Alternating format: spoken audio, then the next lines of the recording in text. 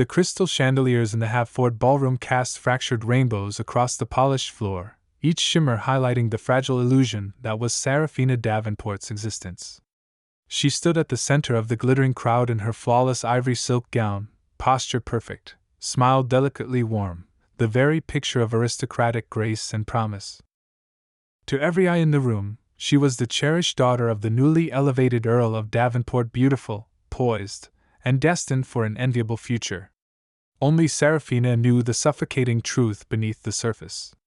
Her father's hand rested lightly on her elbow, a gesture that looked protective and paternal to outsiders, but to her it was a constant warning, a silent command to maintain the lie.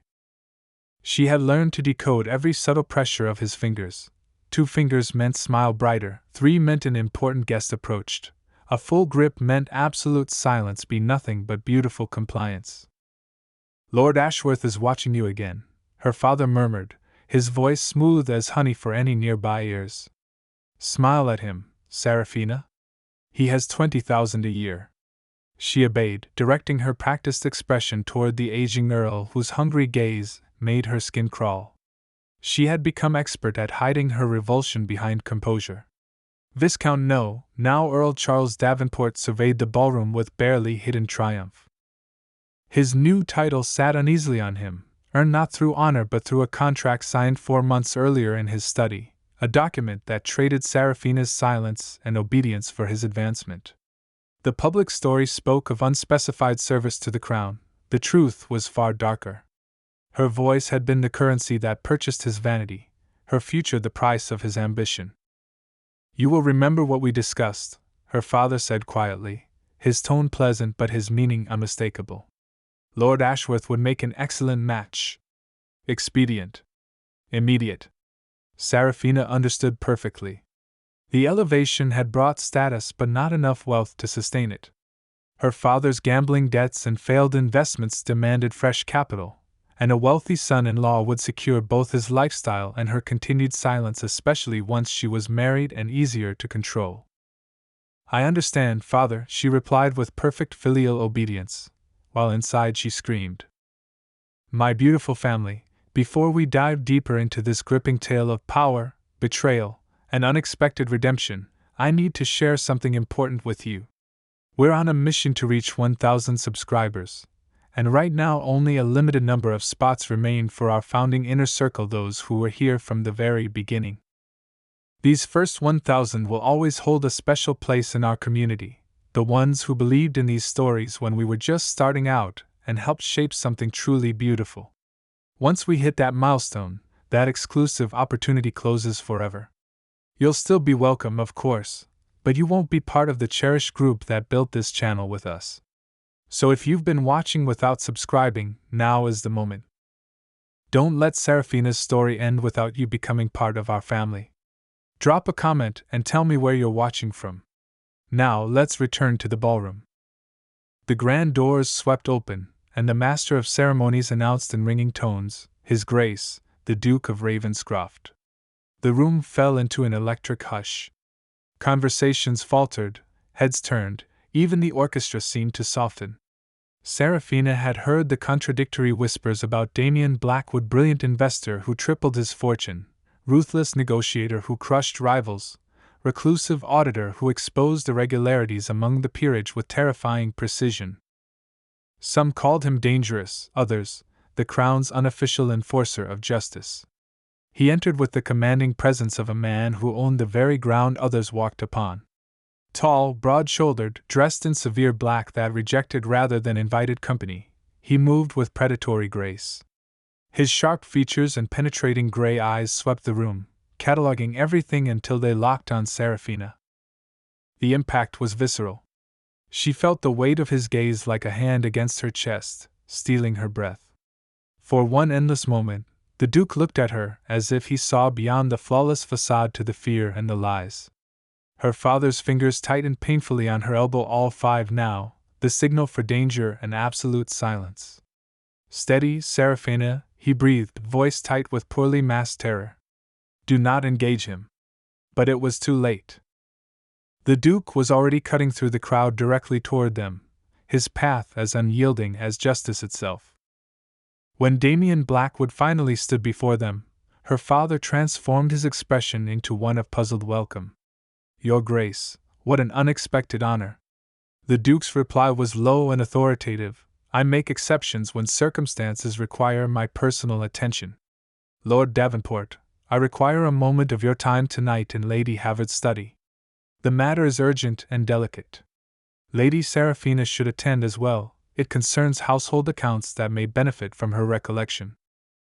In the oppressive masculinity of the study, with its dark wood and scent of old money, the Duke stood with his back to the fireplace like a magistrate facing the accused. He wasted no time. "3 months ago you received elevation to Earl for unspecified services to the Crown. Yet the Exchequer records show no accompanying grants or land. Your accounts reveal significant debts, failed investments, and expenditures far exceeding income. How is this possible?" Seraphina's father blustered about intrusion into private affairs, but the Duke remained unmoved. When her father faltered, Seraphina stepped forward with graceful deflection, explaining economies, staff reductions, and prudent management. The Duke studied her in silence, then remarked coolly, "How convenient that you assumed control of the household finances precisely when the elevation occurred." His gaze lingered, seeing not just her words but the protection and terror beneath them. Before leaving, he issued a demand for full records within 48 hours and whispered to Seraphina alone, "Useful daughters often pay the highest price for their father's ambitions." The following morning, surrounded by damning ledgers she could not falsify, Seraphina made an audacious decision. She would deliver the accounts herself to Ravenscroft House. Standing before the imposing facade, heart-pounding, she announced her purpose. The Duke received her in his austere study, surprised yet intrigued by her unaccompanied arrival. As he examined the ledgers, he cut through her careful evasions. "You are lying to protect him." When she asked why this mattered, he replied with steel, "Because unexplained wealth and purchased titles corrupt the foundations of ordered society." Yet beneath his uncompromising tone, Seraphina sensed he saw her not as accomplice but as prisoner. He demanded further correspondence, granting a temporary reprieve. Days later, hidden in Hyde Park, the Duke witnessed a shattering confrontation. Her father thrust a paper at Seraphina, demanding she find £5,000 or accept Lord Ashworth's proposal. When she resisted, he reminded her viciously of the agreement she had signed: her silence and obedience exchanged for his discretion. "You became a commodity the moment you signed," he hissed. Seraphina broke, agreeing in desperation, while silent sobs racked her on a secluded bench afterward. The Duke stepped from concealment, no longer seeing her as part of the crime but as its primary victim. "I have been investigating the wrong person," he said quietly. "You are not his accomplice. You are his prisoner." Through his discreet secretary, the Duke uncovered the mechanism, a formal agreement of perpetual silence and surety in the Lord Chancellor's private files. It elevated the father in exchange for permanent silence on sensitive information about illegal activities, with Seraphina as guarantor pledging her obedience and compliance for life, under threat of ruinous exposure. The witnesses were none other than Lord Petton, the Home Secretary, and Sir Richard Ashworth, whose family now sought to marry her into their circle for permanent control.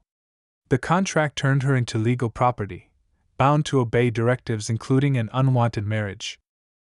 That night, risking everything, the Duke broke into the Davenport study and photographed the original document, confirming every horrifying detail. Rage crystallized into resolve. He would break the contract and free her. The next day he summoned Seraphina to his library, laying the contract before her. When she finally broke and confessed the coercion, the threats of her father's execution for treason, the fabricated evidence against her own reputation, he listened with controlled fury. "This is not a contract," he said. "It is slavery in legal dress." He promised to dismantle the conspiracy using evidence, influence, and direct pressure on the Prime Minister and Privy Council. At the Petton ball, as the moment of public announcement approached and Seraphina stood in her required blue silk beside her father and the repulsive Thomas Ashworth, the Duke burst into the private library with Crown solicitors and Privy Council members. He presented the contract as evidence of extortion and corruption tied to illegal arms sales. Resignations were demanded, the contract declared void on grounds of duress, and all leverage destroyed. Her father would lose his title and testify, Petton and Ashworth would face inquiry.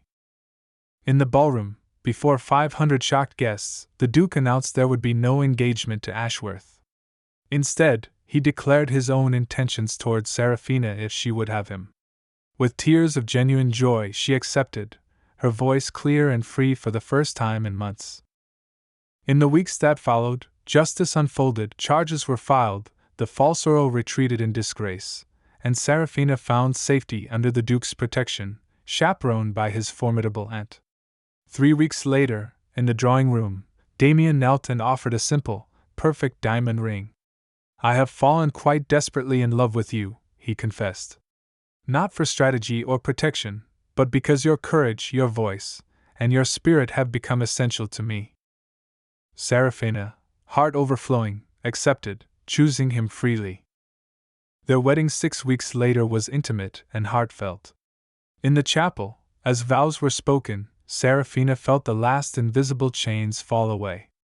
At the breakfast, she spoke confidently, contradicting a peer on parliamentary facts, and was heard with respect. That night, in their chambers, Damien held her and promised she would never again fear the sound of her own voice.